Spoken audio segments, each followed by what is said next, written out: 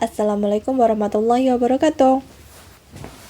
Oke, kemarin kita sudah belajar mengenai ekologi dan pelestarian lingkungan. Sekarang kita akan belajar mengenai bumi dan tata surya. Nah, karena judulnya itu berkaitan dengan bumi dan tata surya, sehingga kalian akan mempelajari tentang planet bumi atau planet yang kita duduki kali ini dengan tata surya. Tata surya itu adalah berupa benda-benda langit yang dapat kita lihat maupun bisa lihat melalui teropong. Oke, yang pertama, apa sih tata surya itu? Tata surya bisa kita artikan adalah susunan benda-benda langit yang berputar mengelilingi matahari sebagai pusatnya.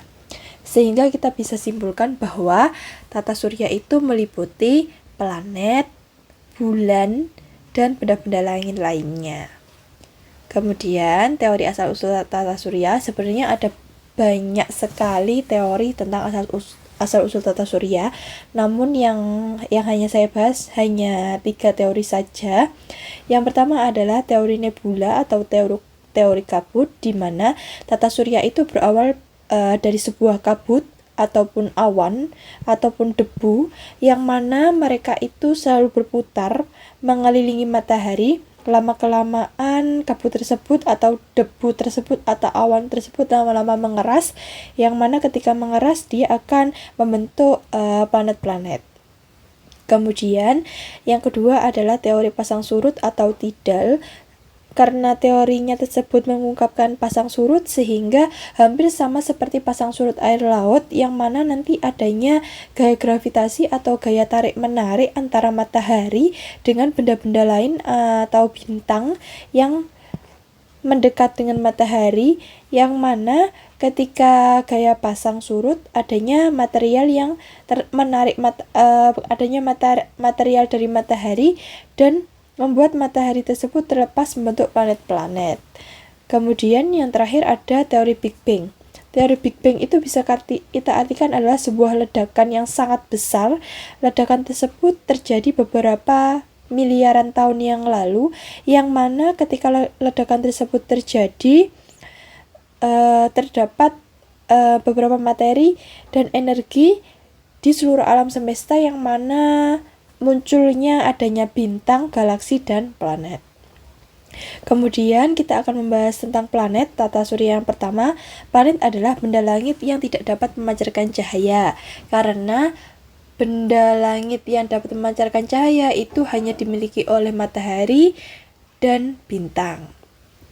Kemudian di sini ada beberapa planet yang bisa kalian lihat.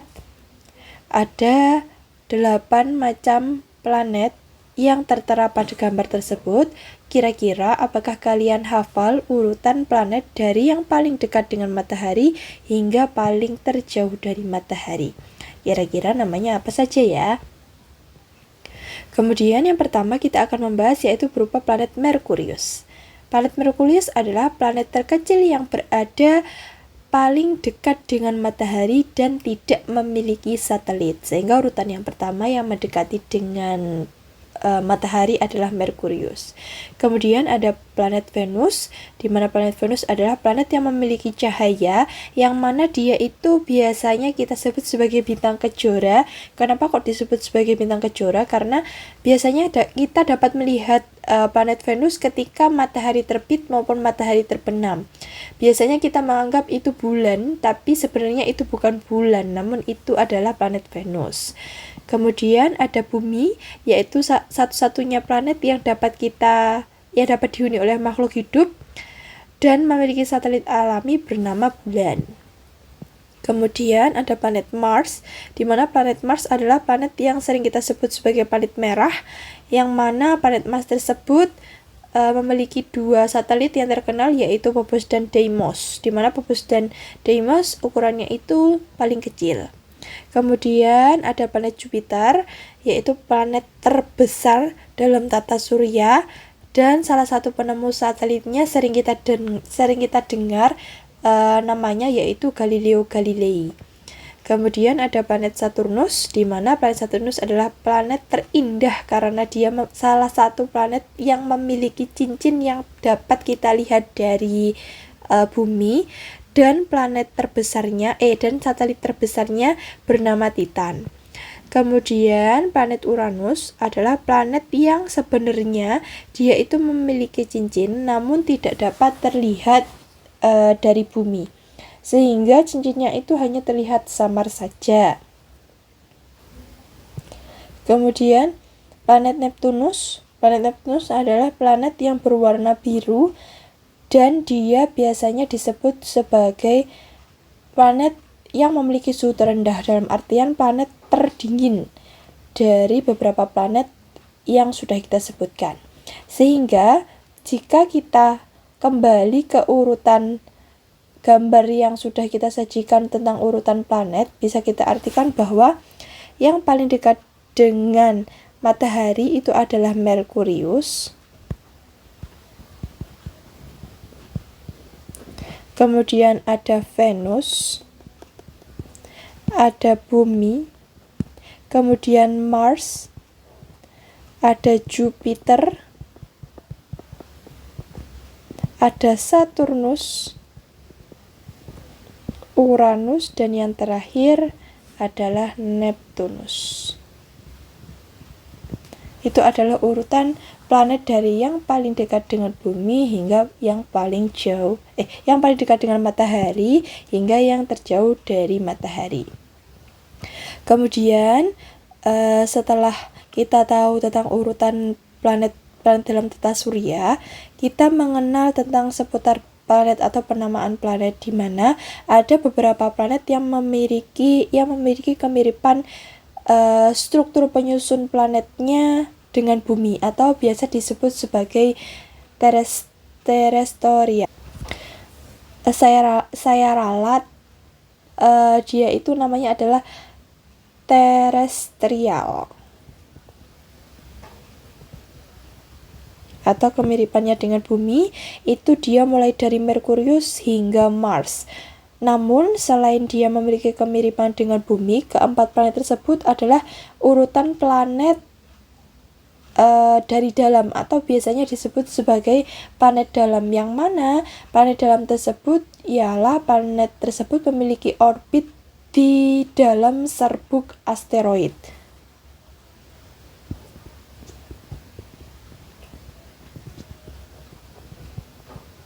Kemudian selain itu adalah planet yang memiliki kemiripan dengan Jupiter atau biasa kita sebut sebagai Jovian. Selain memiliki kemiripan dengan struktur planet Jupiter, keempat planet tersebut juga disebut sebagai urutan planet luar,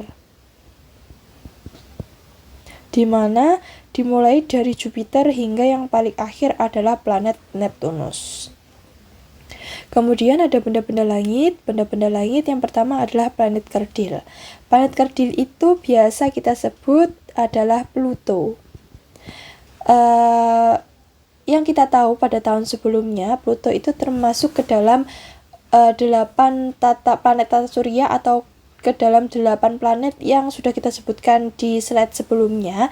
Namun pada tahun 2026, berdasarkan hasil ilmuwan yang meneliti tentang planet Pluto itu termasuk sebagai planet kerdil. Planet kerdil itu adalah planet yang tidak dapat membersihkan orbitnya dari benda-benda langit. Selain itu, planet Pluto terletaknya di serbuk Kuiper, bukan di serbuk asteroid.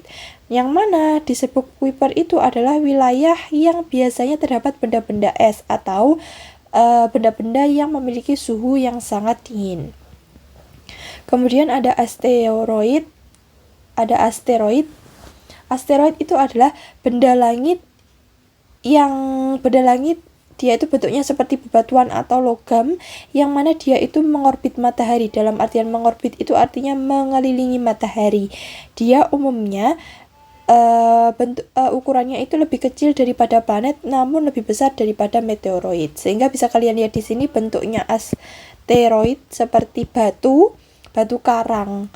Kemudian ada meteoroid. Meteoroid adalah hasil dari tabrakan dari asteroid. Nah ini asteroid atau asteroid yang bertabrakan menghasilkan namanya meteoroid. pakai D. Kemudian ada meteor. Meteor itu adalah meteoroid yang terbakar habis ketika memasuki atmosfer bumi atau biasa kita sebut sebagai bintang jatuh. Kemudian ada meteoroid pakai T. Kalau yang pakai T itu adalah batu meteoroid yang terbakar namun tidak habis ketika memasuki atmosfer bumi, sehingga biasanya kita temukan dalam bentuk batuan, yang mana batuan ini biasanya disimpan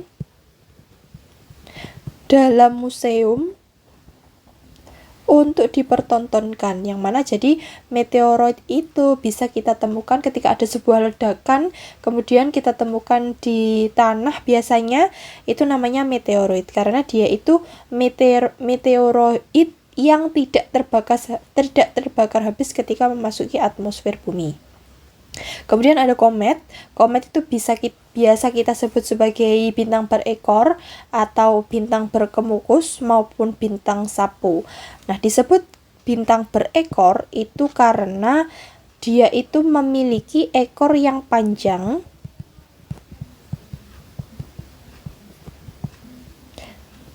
di mana ekor yang memanjang itu ketika dia mendekati matahari, atau bisa kita sebut sebagai rambut yang sangat tergerai, sehingga kalau dalam gambar tersebut dia itu memiliki ekor berupa cahaya. Kemudian disebut sebagai bintang berkemukus, di mana bintang berkemukus itu bisa kita artikan bahwa komet itu dia mengeluarkan uap atau kabut ekornya.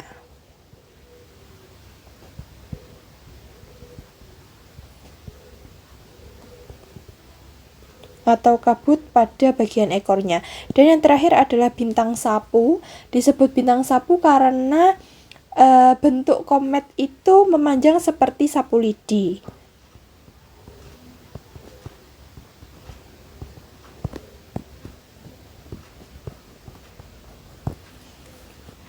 Kemudian ada satelit. Satelit itu adalah sebuah benda langit yang mana biasanya ada yang alami. Kalau alami itu salah satunya dimiliki oleh bumi. Bumi itu memiliki satelit yang namanya bulan, atau biasanya buatan dari manusia yang mana diterbangkan ke luar angkasa, yang mana dia nanti akan mengorbit atau mengelilingi planet-planet yang mengitari matahari. Kemudian yang terakhir ada bintang. Bintang itu adalah benda langit yang memancarkan cahaya sendiri. Selain bintang, itu yang memiliki cahaya atau yang memancarkan cahayanya sendiri itu ialah matahari. Oke, sekian pemaparan materi dari saya tentang sistem tata surya. Nanti kita akan lanjutkan mengenai subbab bertema bumi, bulan, dan matahari. Sekian saya akhiri, kurang lebihnya saya mohon maaf. Silahkan dicatat yang menurut kalian penting. Wassalamualaikum warahmatullahi wabarakatuh.